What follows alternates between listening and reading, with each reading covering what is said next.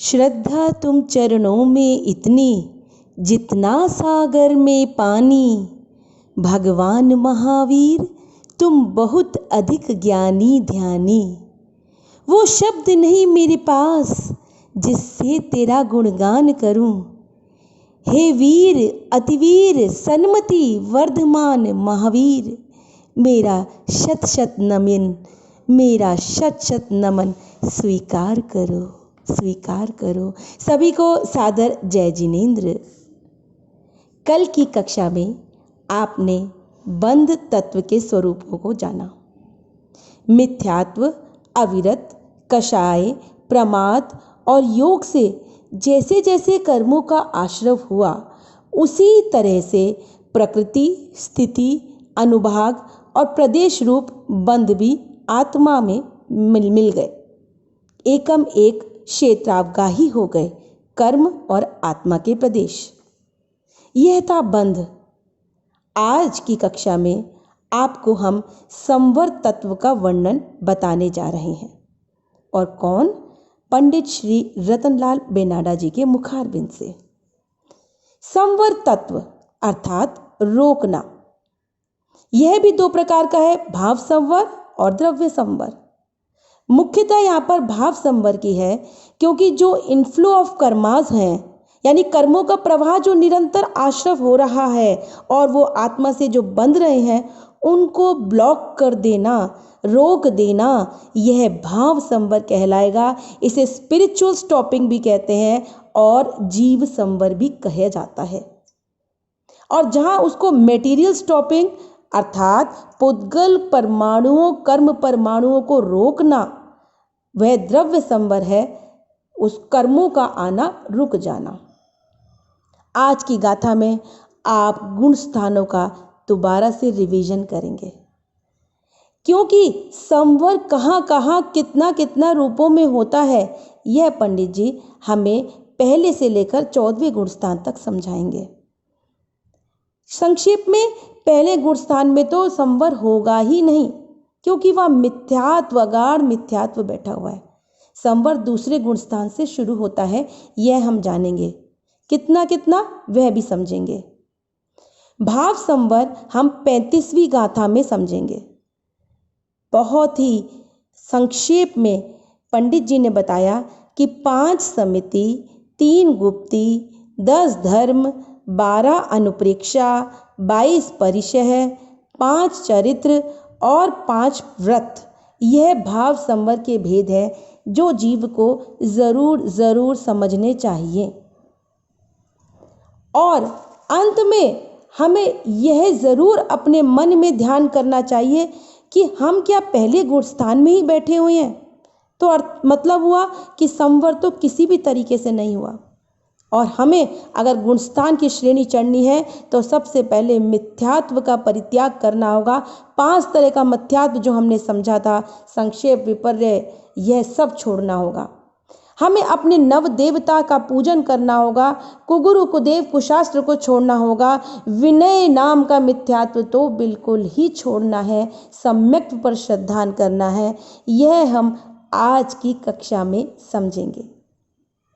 आप सभी को इसके लिए आमंत्रित करता है नैतिक शिक्षण शिविर। हम क्या भावना भाते हैं?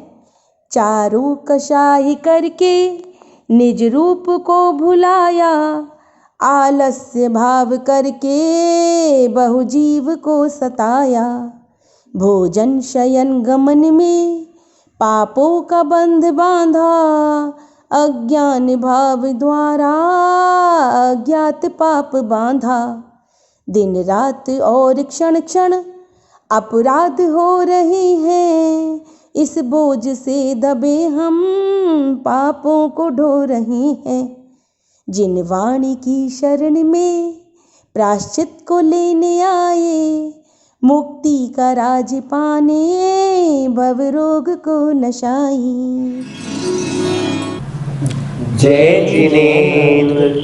जीवम जीवम दवम जिणवर वस हेण जेण निधृतम देविंद विंद वंदम वंदे तं सर्वदा शिरसा।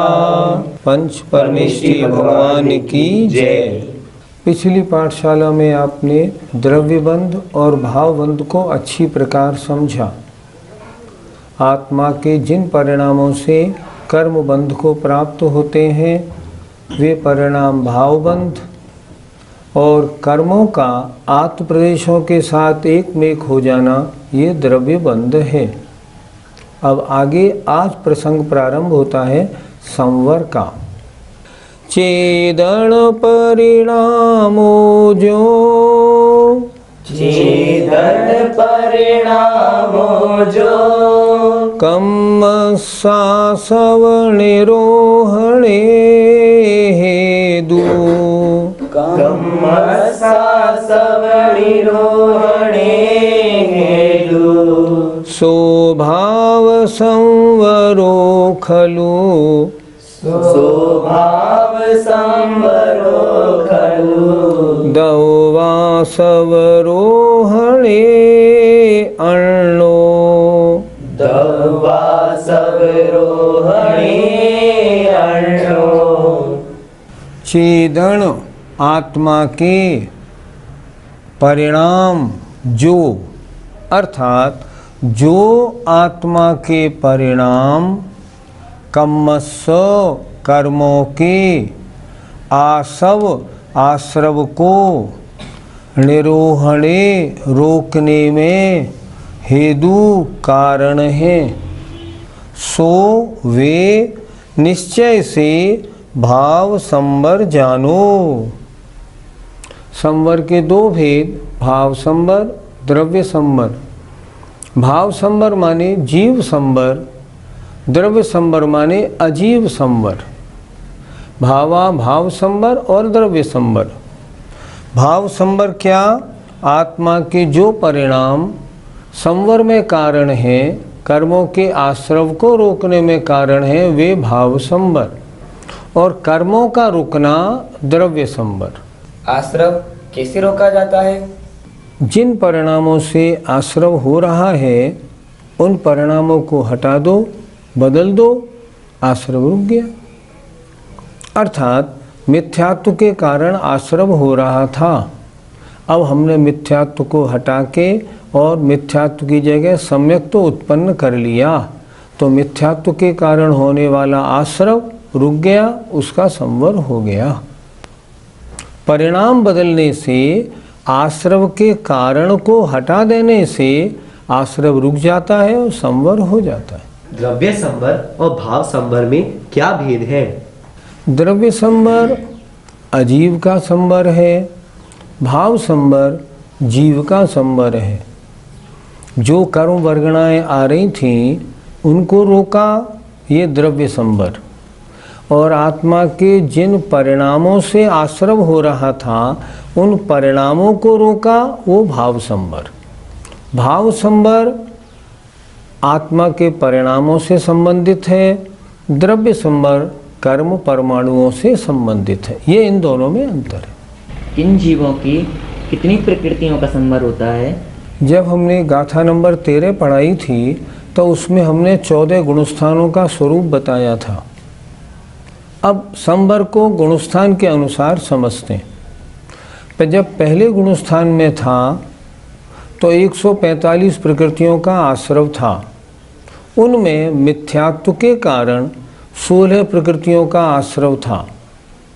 तो अगर मिथ्यात्व को हटाया और दूसरे गुणस्थान में मान लो वह जीव आ गया, तो मिथ्यात्व के कारण होने वाली 16 प्रकृतियों का आश्रव रुका, अर्थात दूसरे गुणस्थान में 16 प्रकृतियों का संवर हो गया।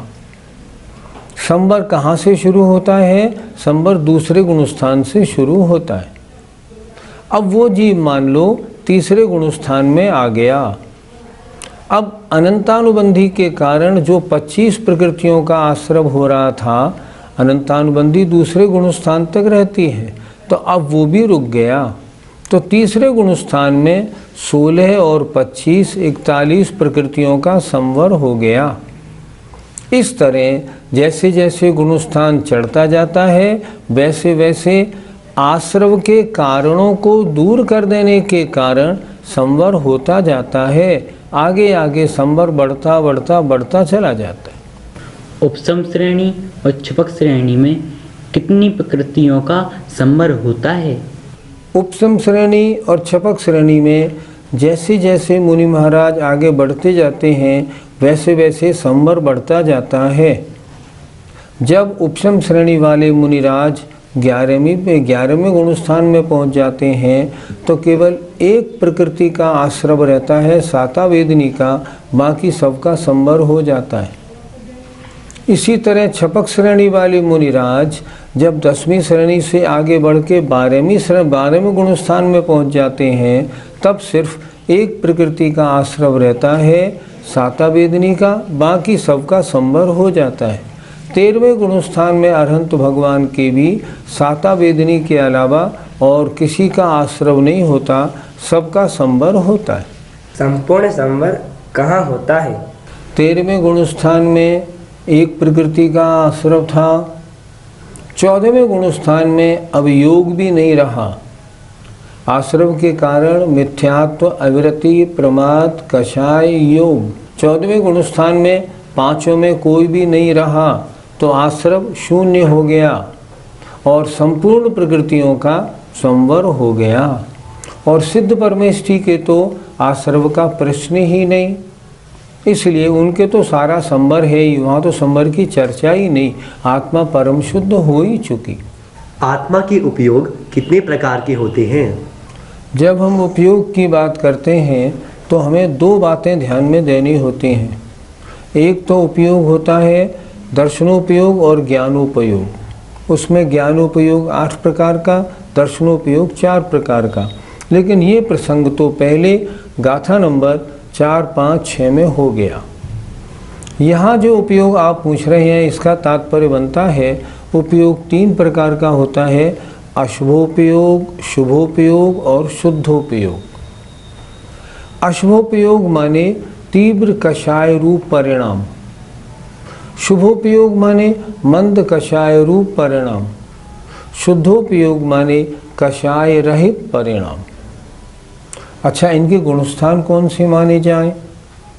अशुभोपयोग के गुणस्थान 1, 2, 3, शुभोपयोग के गुणस्थान 4, 5, 6 और 7वां भी, और शुद्धोपयोग के गुणस्थान 7 से 12।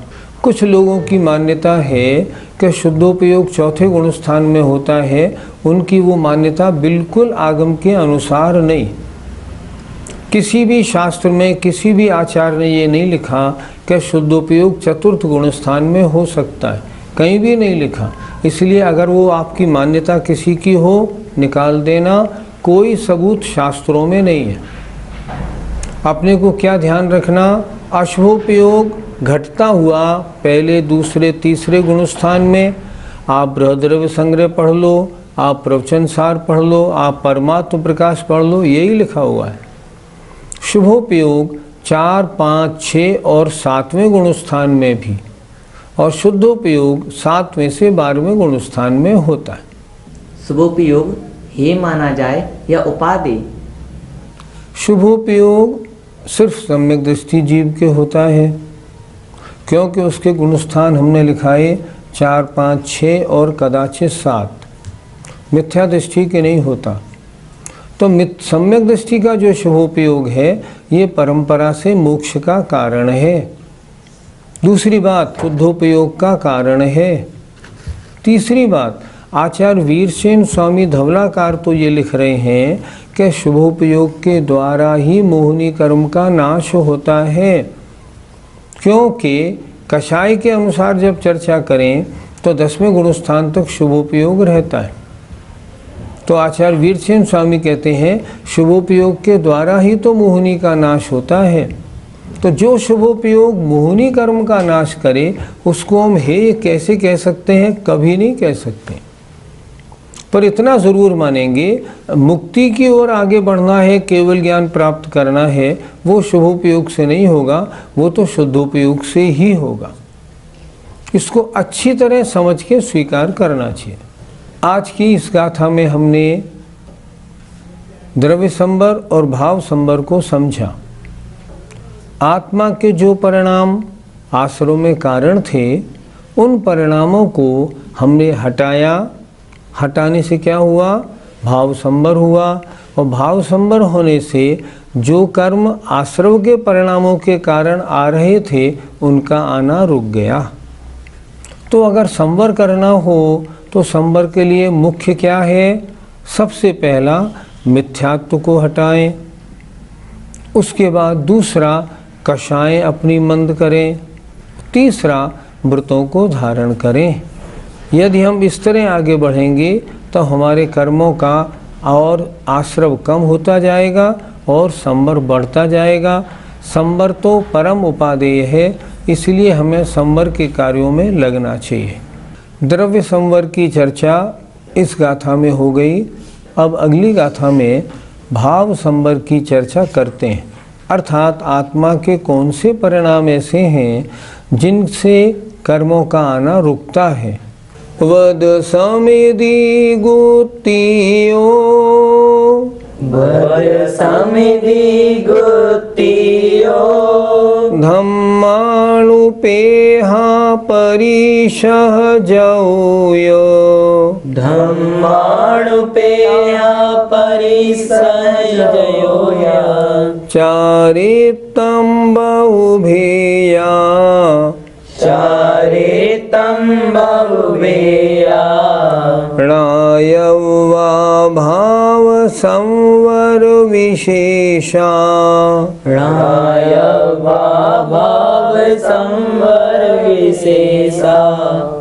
वद, वद माने व्रत, समिधि माने समिति, गुत्तियो गुप्तियाँ, धम्म माने धर्म, अनुपेहा अनुप्रेक्षा, और परिशय जय, और बहुत भेद वाला चारित्र। ये भाव संवर के विशेष माने भेद जानने चाहिए।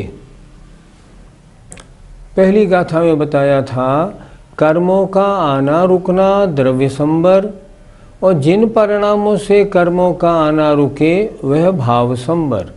अर्थात आत्मा के जो परिणाम संवर में कारण हैं, उन परिणामों को भाव संवर कहते हैं।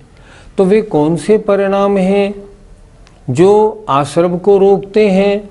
देखें, व्रत, 5 प्रकार के व्रत, महाव्रत भी और अणुव्रत भी दोनों। दूसरा समिधि, 5 प्रकार की समितियाँ, गुत्ती हो 3 गुप्तियाँ, धम्म 10 प्रकार का धर्म, अणुपेहा 12 अनुप्रेक्षा, और 22 परिसहों की जय, एवं 5 प्रकार का चारित्र, बहुत भेद वाला चारित्र। ये भाव संवर के विशेषा माने भेद णायवा जानने चाहिए। अर्थात आत्मा के इन परिणामों से कर्मों का आना रुकता है और संवर होता है। एक बार फिर देख लें, 5 प्रकार के व्रत, 5 समिति, 3 गुप्तियाँ, 10 प्रकार का धर्म, 12 प्रकार की अनुप्रेक्षा माने भावना, 22 परिसहों का जीतना, और बहुत प्रकार का चारित्र माने 5 प्रकार का चारित्र। ये भाव संवर के भेद जानने चाहिए। अर्थात आत्मा के इन परिणामों से कर्मों का आना रुकता है। व्रतों से संवर कैसे होता है? पाप और पाप से उल्टे व्रत। व्रत किन्हें कहते हैं?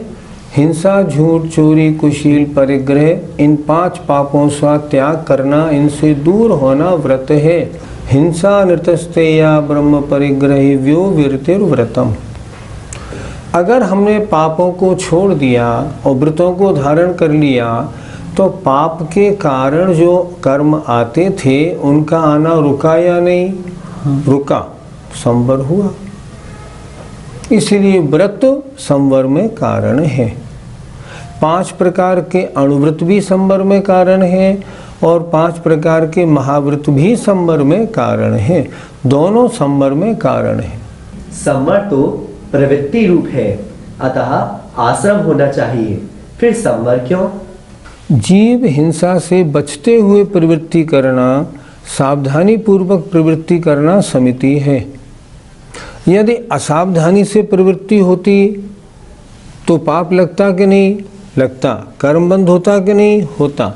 अब सावधानी से प्रवृत्ति हो रही है तो वो पाप कर्मों का आना रुका कि नहीं रुका, संवर हुआ कि नहीं हुआ?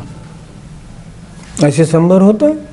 अर्थात जिसने 5 समितियां स्वीकार की हैं और प्रवृत्ति सावधानी पूर्वक हो रहा है, उसके असावधानी पूर्वक कार्य करने में होने वाला पाप रुकने से संवर होता है। गुप्ती किसे कहते हैं? गुप्ती के बारे में समझाइए। मन वचन काय की अशुभ प्रवृत्ति को रोकना गुप्ती है। अगर मन वचन काय की अशुभ प्रवृत्ति होती थी तो पापाश्रव होता था। शुभ प्रवृत्ति होने से या प्रवृत्ति का निरोध होने से वो आश्रव रुका, इसलिए संवर हुआ। इसलिए 3 गुप्तियाँ, मनोगुप्ति, वचन गुप्ति और काय गुप्ति, ये भी संवर के कारण हैं। धर्म के कितने भेद हैं? प्रतिवर्ष 10 लक्षण पर्व में हम लोग 10 धर्मों के प्रवचन, पूजा खूब करते हैं। प्रवचन खूब सुनने को मिलते हैं। 10 धर्म का मतलब उत्तम क्षमा, क्रोध का प्रसंग आने पर भी क्रोध नहीं करना, मान नहीं करना, उत्तम मार्दव, मायाचारी का अभाव, उत्तम आर्जव, लोभ का अभाव, उत्तम शौच, सच बोलना, उत्तम सत्य, 12 प्रकार का संयम पालना, उत्तम संयम, 12 प्रकार के तप को तपना, उत्तम तप, 4 प्रकार का दान देना, उत्तम त्याग, और उत्तम आकिंचन्य अर्थात समस्त पर पदार्थों से अपने को अलग कर लेना, और उत्तम ब्रह्मचर्य अपनी आत्मा में रमण करना। इस प्रकार धर्म के 10 भेद हैं। जब इनका पालन किया जाता है तो इनके पालन न होने से जो आश्रव होता था, उस आश्रव में रुकावट होने से इन 10 धर्मों को संवर में कारण कहा गया। ये अनुप्रेक्षा क्या कहलाती है? अनुप्रेक्षा माने बार बार चिंतन करना। अनुप्रेक्षा माने भावना। भावना कितनी होती है? 12। जैसे राजा राणा छत्रपति, या जैसे मंगतराय जी की 12 भावना, जैसे छेड़ाला की 5वीं ढाल, इसमें 12 भावनाओं का वर्णन है। ये वही भावना है। पहली भावना अनित्य भावना। संसार में कोई भी पदार्थ सदैव रहना वाला नहीं है, सभी अपने अपने समयानुसार नष्ट होने वाले हैं। अशरण भावना, अंतिम समय जब आएगा तो मुझे बचाने वाला कोई नहीं है, मुझे कोई शरण नहीं दे सकता। संसार भावना, इस संसार में कुछ भी सार नहीं है, चारों गतियों में दुख ही दुख है। संसार में हर प्राणी दुखी ही दुखी मिलता है। लिखा है उन्होंने, जो संसार विषय सुख होता तो तीर्थंकर क्यों त्यागे, काहे को शिव साधन करते संयम सो अनुरागे। इसलिए संसार की असारता का चिंतन करना, यहाँ सब स्वार्थी हैं, सब दुख के कारण है, इसलिए इसमें कोई सार नहीं। एकत्व भावना अर्थात जीव अकेला जन्म लेता है, अकेला मरता है, अपने किए हुए के फल को अकेला ही भोगता है। मैं जो भी करूँगा उसका फल मुझे ही भोगना है। एकत्व भावना। अन्यत्व भावना, मेरा इस संसार में कुछ भी नहीं है, मेरा तो मैं हूँ, मेरे अलावा कुछ नहीं, ऐसा निरंतर चिंतन करना। जहाँ देह अपनी नहीं, तहाँ न अपनों कोय, घर संपत्ति पर प्रगट है परिजन लोय। निरंतर चिंतन करना। असुचि भावना के अंतर्गत शरीर की अपवित्रता का बार बार चिंतन करना, इससे क्या होता है, शरीर के प्रति राग समाप्त हो जाता है। 7वीं आश्रव भावना, कर्मों के किन किन कारण से आश्रव होते हैं इसका बार बार चिंतन करना, इससे क्या होता है, आश्रव के कारणों से अपने को हटाया जाता है।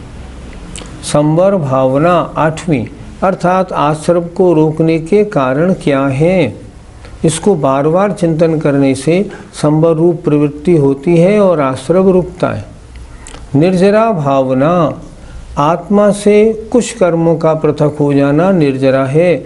निर्जरा किस कारण से होती है, किन जीवों के होती है, किस गति में होती है, किस गुण स्थान में होती है, इसका निरंतर चिंतन करना। लोक भावना, ये संसार, ये लोकाकाश, इसकी रचना कैसी है, ऊर्ध्व मध्य और अधोलोक कौन से हैं, इनमें कौन कौन जीव रहते हैं, उन्हें किस किस प्रकार से दुख उठाना पड़ता है, इसका निरंतर चिंतन करना लोक भावना।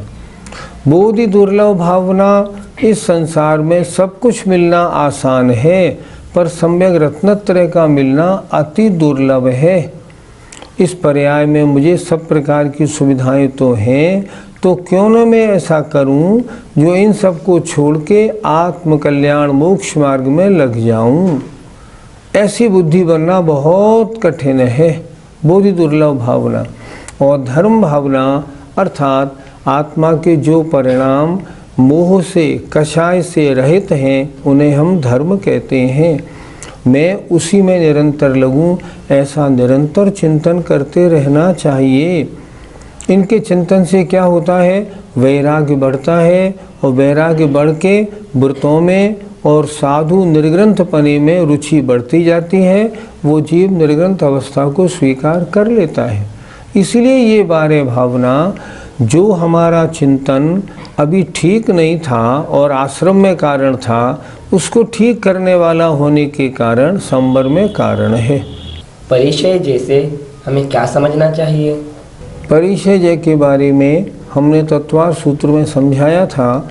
वहाँ एक सूत्र था, क्षुत पिपासा शीतोष्ण दन सुमशक नाग्न्या रत स्त्री चर्या सय्या निषिद्या क्रोश बद याचना लाभ रोग तरण स्पर्श मल सत्कार पुरस्कार प्रज्ञा ज्ञाना दर्शनानि। ये 22 परिचय थी। जो अनायास कष्ट आ जाते हैं उन्हें कहते हैं परिचय। और उन परिचयों को जीतने से, परिचयों को न सहने के कारण जो कर्म आते थे, उन कर्मों का आना रुकता है। अतः रुकने से संवर होता है। इसलिए जब भी परिचय कोई भी आए, समता परिणाम से उसको सहन करने से आश्रव हटता है और संवर आता है। इसलिए ये सब संवर में कारण है। व्रत समिति आदि से संवर किसको होता है? जो सम्यक दृष्टि होते हैं, व्रती श्रावक या मुनि होते हैं, उनको इन भाव संवर के जो कारण बताए, इनको स्वीकार करने से, इस रूप परिणमन करने से उनके संवर होता है। हम लोग गृहस्थी में हैं, हमें ये नहीं हो सकते, लेकिन फिर भी इतना तो हो सकता है कि हमारे गृहस्थी में रहते हुए भी जिन जिन कारणों से आश्रव होता है, उन कारणों से हम कितना बच सकते हैं। हिंसा के कारण है, पाप के कारण है, कषाय के कारण है, अभक्ष भक्षण है और गलत वस्तुओं का सेवन, पहनना, ओढ़ना, इन कार्यों से हम कितने बच सकते हैं, इस पर अपना ध्यान जाना चाहिए। इनका सेवन करने से, मान लो अभक्ष खाया तो पाप का आश्रव होता है। अगर हमने अभक्ष खाने का त्याग कर दिया तो उस आश्रव से बच गए। यद्यपि बिना सम्यक्त के संवर नहीं होता, लेकिन हम अव्रती अवस्था में अभी भी जितना इन बुरी चीज़ों से दूर हटें, उतना पाप कर्मों का आश्रव कम होगा और संवर की तरफ प्रवृत्ति होगी। उसे हमें बढ़ाना है। जय जिनेन्द्र।